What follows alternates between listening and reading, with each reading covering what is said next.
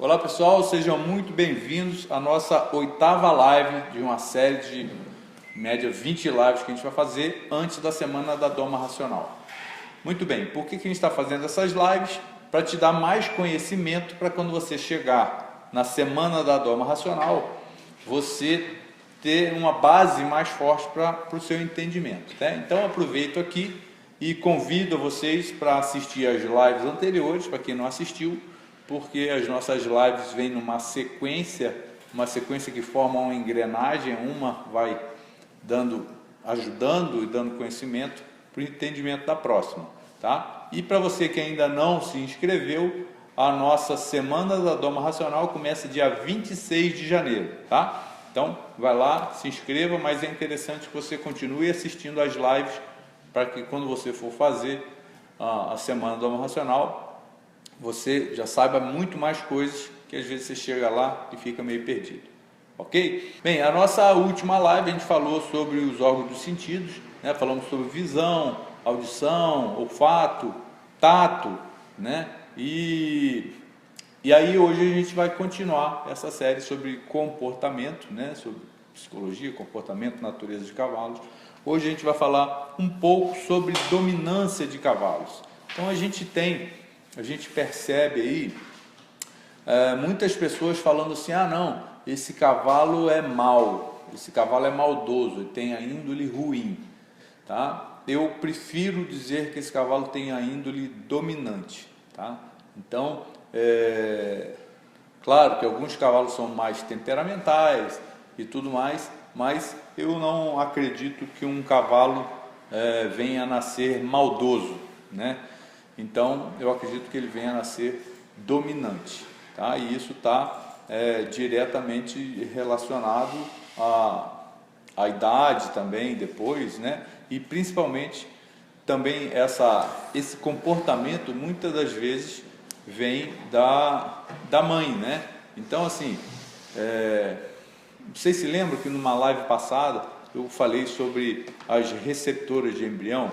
Então, muitas das vezes você foi lá, comprou o garanhão, o sêmen, né, do garanhão que você adora, você tem uma égua matriz que você adora, fez esse casamento aí, né, entre os dois, ou comprou um embrião assim de cavalos campeões, com índole boa, com aptidão, com atitude, com tudo de melhor, mas aí você vai lá e coloca esse embrião numa receptora qualquer, tá? Esse potrinho tem uma genética muito boa, mas a partir do momento que ele nascer, ele vai absorver tudo que a mãe tem para ensinar. Seja a mãe dele de verdade, né, genética, ou a mãe de aluguel, né, a barriga de aluguel, que é a receptora. Então a gente tem tido aí visto alguns problemas em relação a isso. Receptoras muito bravas, que não deixam pegar, né, que já tem essa atitude de atacar ou de fugir, ser muito reativo. E esse potrinho, a gente já falou também sobre o imprint, né?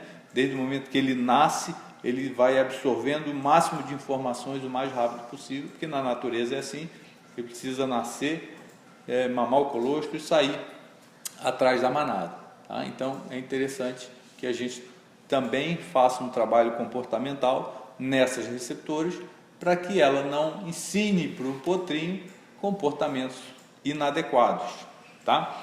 Então, você vê, às vezes ele nasce com toda a genética, né, e comportamento muito bom e aprendeu isso durante a vida. Então, volto a falar, eu não acho que um cavalo venha a nascer maldoso, né? Ah, esse cavalo é mau. Não, ele aprendeu isso durante a vida e muitas das vezes foi você mesmo que ensinou, tá? Então, eu acredito que um cavalo venha a nascer dominante, né?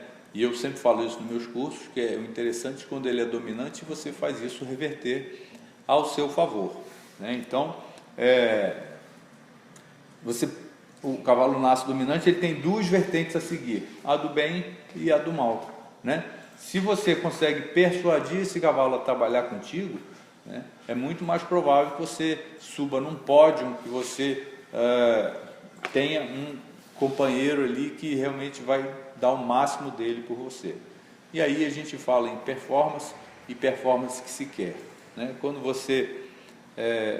Quando um cavalo faz o suficiente para ir levando, né, ele não vai estar motivado a te ajudar, né? Eu quero um cavalo que faça o suficiente para se superar.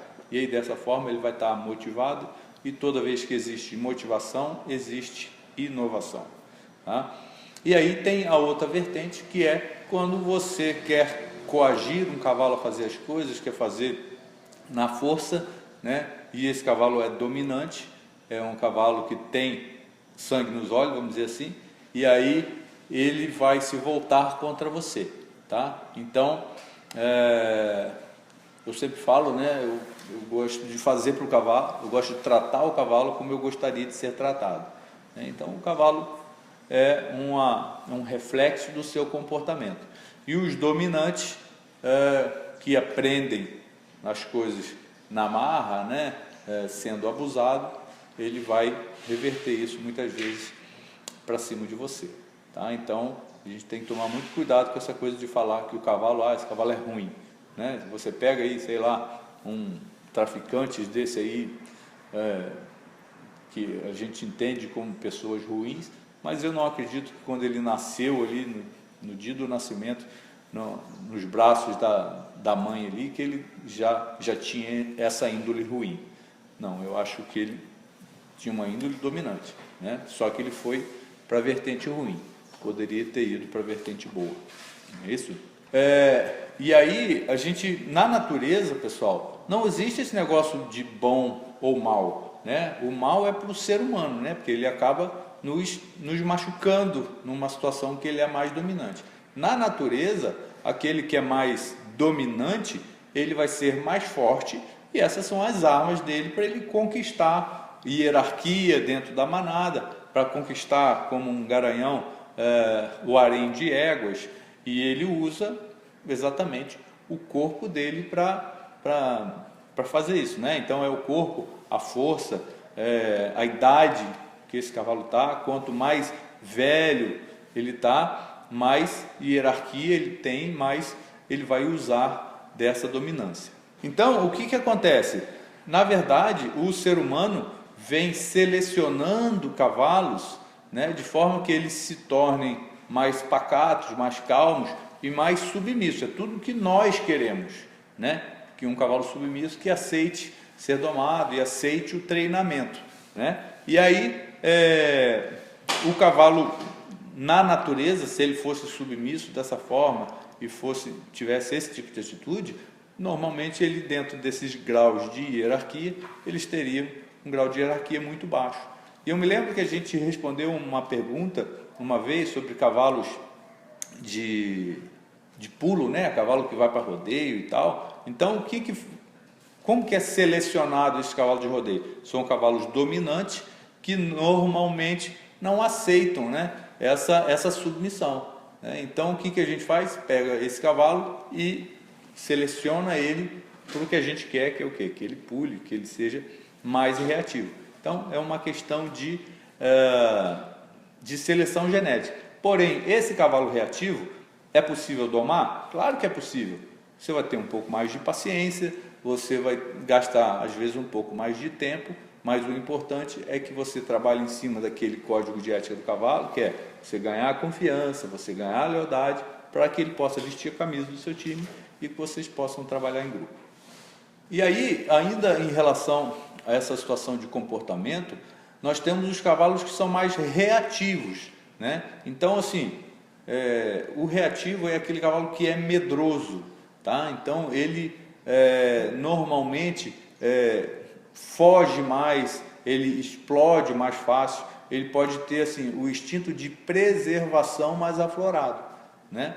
Então, ele vai ter, todas as reações dele vão ser mais fortes, tá? E aí, se você pega um cavalo desse, que é mais reativo e que é mais dominante, ele pode também, dependendo da sua atitude, da forma que você estiver trabalhando, né, ele pode também se tornar um cavalo agressivo, né? Então, esses cavalos é importante que você tenha mais tempo e possa trabalhar um pouco mais. Então, por exemplo, você vai lá num cavalo que é mais reativo, tem mais cócegas, né? A gente falou na live passada, né, que na verdade cócega é um tato hipersensível. Você vai lá nesse cavalo que é mais reativo, é mais dominante, e coloca a mão ou o pé na virilha dele e ele dá coice, né? Ah, esse cavalo é coiceiro. Não, ele não é coiceiro. Ele só deu coice porque você tocou num ponto vulnerável e ele está falando, olha, aqui eu não quero que você coloque a mão. E aí, nesses casos, onde a gente vê que ele é mais reativo e que ele pode dar o coice, o que a gente tem que fazer?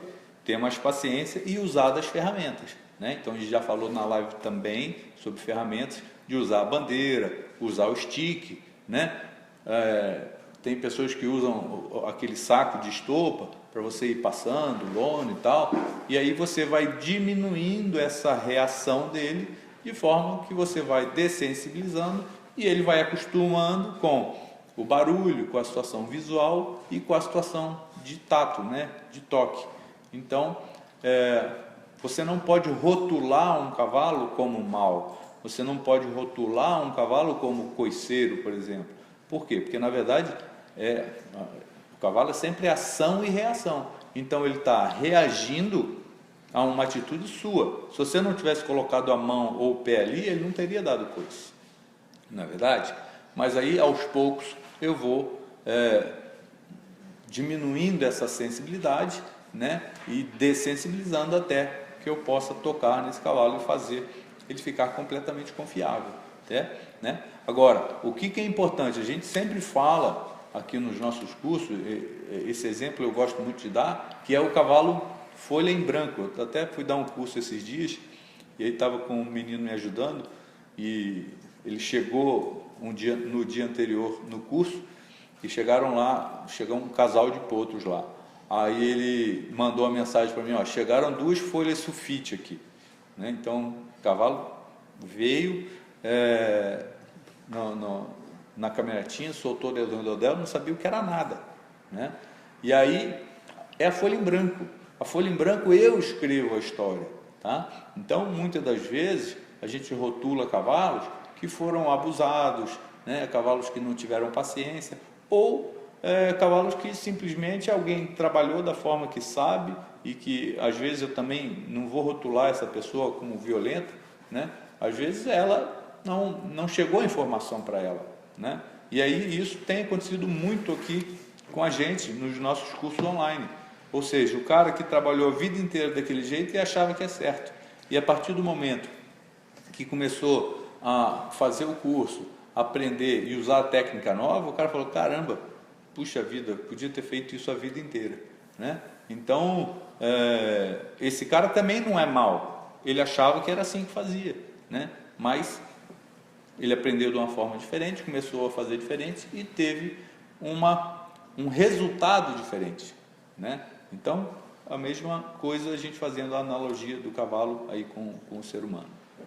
Uma dúvida que as pessoas têm, normalmente perguntam, é assim, e essa relação de dominância? Ele chegou num ponto, ele diminui? Isso é interessante porque as pessoas às vezes confundem até isso aí, quando a gente fala em dominante e líder, né? Então, quando a gente fala em dominância, a gente está falando em força, em vigor físico, né? E está diretamente relacionado à idade do cavalo, né? Então, eu já falei para vocês que inicialmente no redondel a gente vai ganhar hierarquia, né? E essa hierarquia dentro de uma manada de cavalos, desde o potrinho mais velho até do potrinho mais novo até o cavalo mais velho, né? E aí, o que acontece? Então, vamos lá. Na natureza, quem é o mais dominante? É o garanhão. Por quê? Ele é o mais forte, ele é o protetor da tropa e ele é o dono do harém de éguas. E quem que é o líder? Então, essa é a confusão que fazem, né? Então, o garanhão não é o líder, ele é o protetor. O líder é a égua, normalmente uma das éguas mais velhas, né? Que é a mais sábia, tá? Então, está diretamente relacionado à sabedoria, daquele que viveu mais e sabe aonde levar os cavalos para comer, aonde levar os cavalos para beber. E é essa égua também que trabalha bastante em cima dos potrinhos, na correção dos potrinhos dentro da manada, né? Esse garanhão, até a natureza é sábia, né, para não ter esse garanhão começar a enxertar as próprias filhas ou as próprias netas, né, ele vai ter consanguinidade, chega um momento que ele vai perder essa dominância, o vigor físico dele não está tão grande. Então esses potros novos que vêm crescendo, então o ápice dessa força de um potro é aos 6 anos de idade, né? Então na natureza esses potros vivem em grupos separados de solteiros, e eles nesse momento começam a querer vir dentro dessa manada e disputar essa hierarquia, né, e essa dominância com aquele garanhão. Então quando esse potro tem uma força física suficiente para bater naquele garanhão e expulsar ele se tornou, né, o dominante daquela manada, de forma que com isso ele ganha junto o harém de éguas para reprodução, né? Então, outra pergunta também comum é assim, nem sempre o cavalo mais velho vai ser mais difícil de domar, né? O que acontece? Esses potros que estão crescendo é como se fosse um adolescente, né, que está ali com seus 13, 14 anos, que você ainda tem controle sobre eles, né? Então seria ali o potro mais novo aí de 1 ano e meio, 2 anos. Então o grau de hierarquia dele ainda não é tão alto. E aí chega aquele potro ali com 3, 4 anos, que ainda é um adolescente, vamos dizer assim, e que seria o cavalo depois dos 3, entre 4, 5, 6 anos. Ele está na força inteira. É o adolescente de 18, 19 anos, né? Então, nessa idade, ele sempre te questiona, ele sempre briga, ele sempre está conflitivo, né? Então, e depois dessa idade, normalmente ele se torna um pouco mais maduro, né? Então, essa maturidade faz com que ele se acalme também, que relaxe e tudo mais. Mas é claro, a gente está falando de biologia, né? Biologia não é matemática. A gente nunca vai saber exatamente como será, mas é mais ou menos assim. Então aquele adolescente que está na força inteira, com o hormônio à flor da pele, que é conflitivo, eu quero evitar essa faixa etária, né?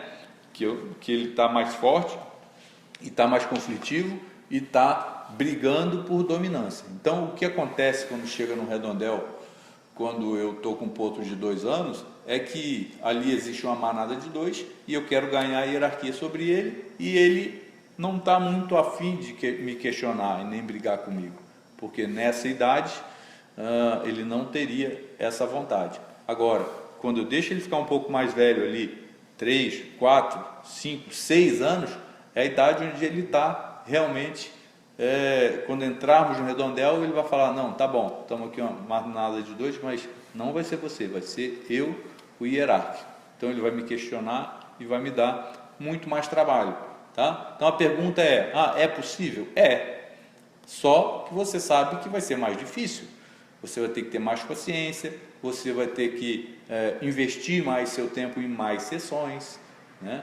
Então, mas qual é o problema? Que aí, às vezes, essa pessoa vai pegar esse potro que é mais velho, e se você pegar aquele que, de repente, dentro do grupo de potros era o dominante, ele vai entrar ali e vai falar, não, eu não vou entregar minha dominância, né? E aí, normalmente, o que o domador faz? Esse cavalo é mau, esse cavalo é ruim, e rotula ele como tal. Não, ele é dominante e está na força inteira.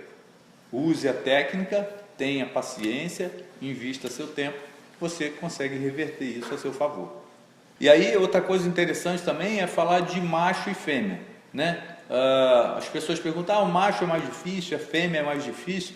Normalmente, nessa idade de doma, eles são muito parecidos, tá? Eu não vejo tanta diferença, tá? Eu consigo ver diferença depois no macho, quando ele está numa idade mais reprodutiva, e principalmente se ele já começou a cobrir égua, né? Se ele já começou a ter algumas matrizes ali e ele entende como o protetor.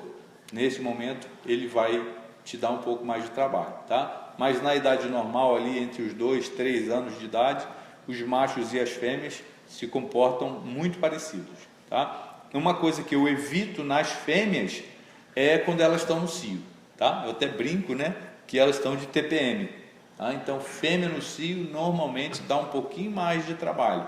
Então, não, eu identifiquei, essa potra está no cio, se é possível, né, se eu estou na minha casa, no meu centro de treinamento, eu deixo para a semana que vem, deixo o cio passar e começo depois. Agora, já aconteceu várias vezes de você trazer a potra no cio para um curso e não tem como adiar o curso e a gente trabalhar da mesma forma, mas a experiência que eu tenho é que normalmente elas são mais chatas, né, nesse momento, tá? E aí é importante que a gente consiga identificar a presença do cio e que a gente não rotule essa égua, essa potra como chata também, tá? Então, uma coisa importante que eu falo muito para meus alunos: não rotule um cavalo no primeiro momento. Não, esse cavalo é coceiro, esse cavalo é pulador, esse cavalo é mordedor, né? Não, assim, reavalie o que você fez e tenta fazer uma leitura do que aconteceu para que você entenda por que ele fez aquilo. Normalmente, como eu já falei aqui, é ação e reação.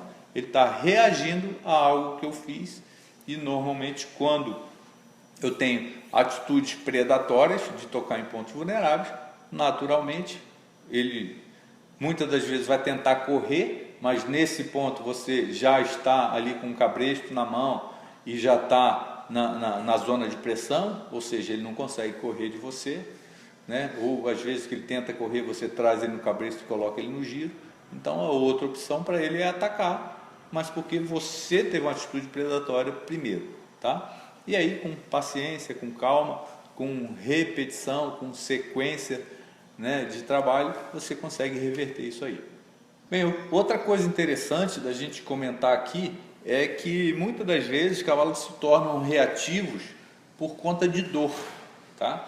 Então, por exemplo, imagina que o cara entende pouco de cavalo, o cavalo acabou de chegar na sua propriedade, não sabe o que é cabresto, ele vai lá, coloca um cabresto e puxa em outro cavalo, né? Eu já vi casos já ouvi relatos de pessoa que pega, coloca o cabresto no cavalo e puxa no trator para ele aprender a andar atrás.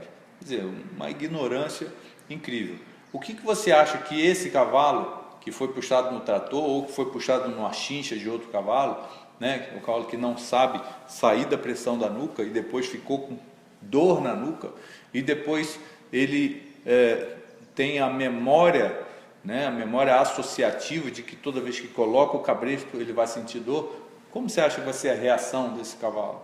Então, nesse sentido, é interessante que você consiga fazer essa leitura, consiga fazer perguntas para o proprietário ou para a pessoa que conhece o cavalo em relação à história de tudo que ele já passou, porque às vezes essa situação reativa é por uma dor que ele está sentindo ou que ele já sentiu, né? Uma dor de memória, né? Um cavalo que de repente alguém colocou sela e colocou errado e machucou esse cavalo, quando você for colocar sela de novo, ele vai lembrar de tudo isso, né?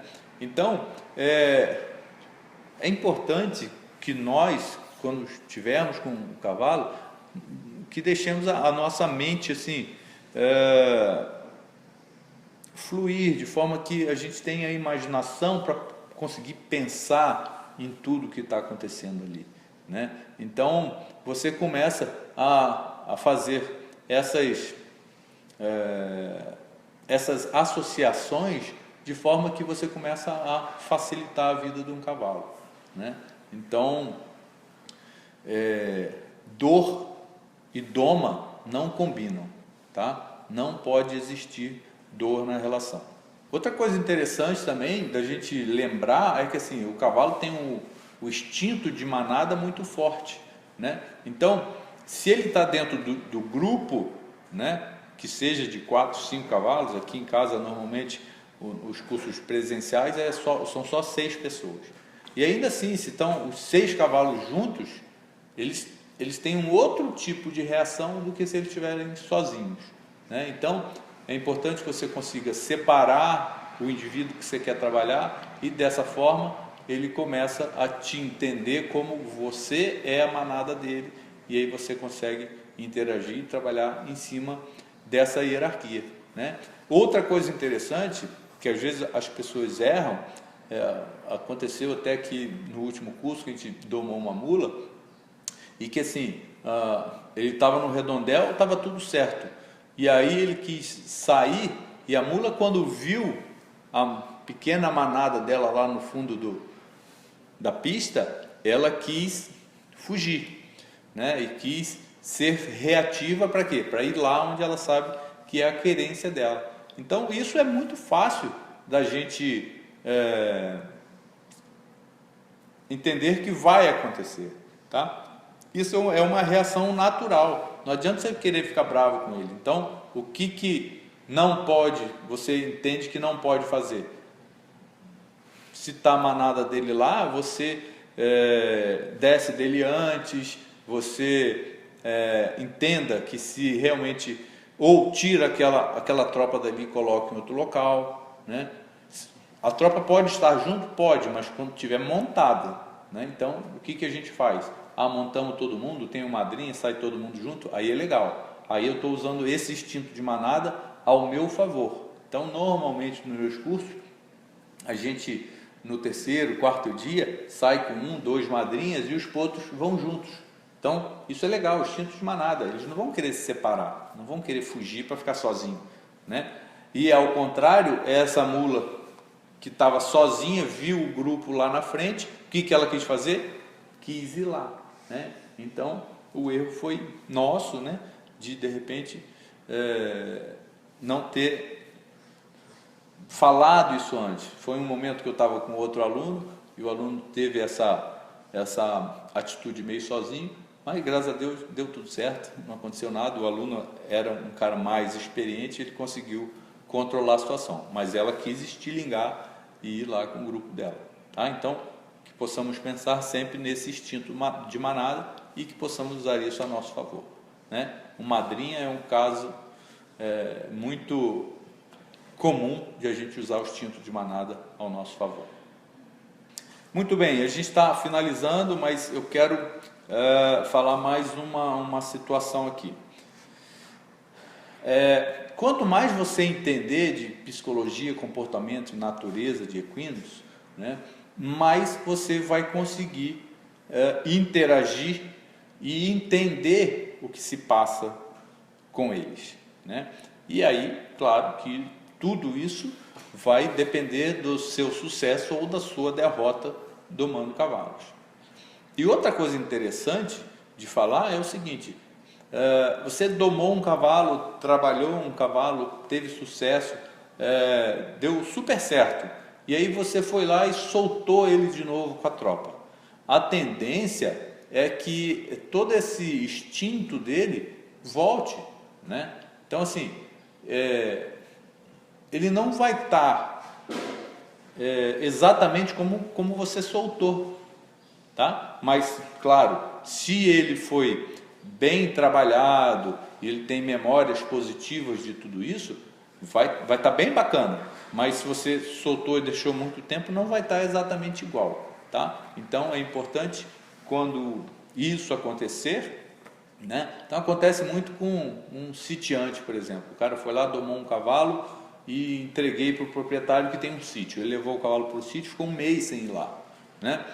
Quando você chegar lá, né, esse cavalo ele vai estar solto, ele vai estar numa situação natural. Então ele vai não esquecer, mas voltar para o seu instinto natural. Então o que é interessante? Você vai lá e faz um pequeno trabalho de doma só para relembrar, e ele vai lembrar de tudo e vai ficar tudo bem. É diferente, inclusive isso vai ser um tema de uma live nossa, do redomão. O redomão é aquele que o cara fez só besteira, só coisa errada e soltou. Então ele foi solto só com memória negativa. Esse cavalo vai voltar, quando voltar, vai voltar muito mais difícil. Lembra da folha em branca? Ele não é mais, ele é uma folha rabiscada, rasurada e amassada, tá? Mas isso é um tema de uma outra live que a gente vai fazer depois, tá? Muito bem, pessoal, ficamos por aqui. Muito obrigado pela presença de vocês. Volto a lembrar que tem outras lives que ficaram para trás. É interessante que você as assista, que é uma sequência, né? E quem não se inscreveu ainda, se inscreva. No dia 26 a gente começa a Semana da Doma Racional. Tá bom, pessoal? Muito obrigado. Um abraço, tamo junto. Valeu!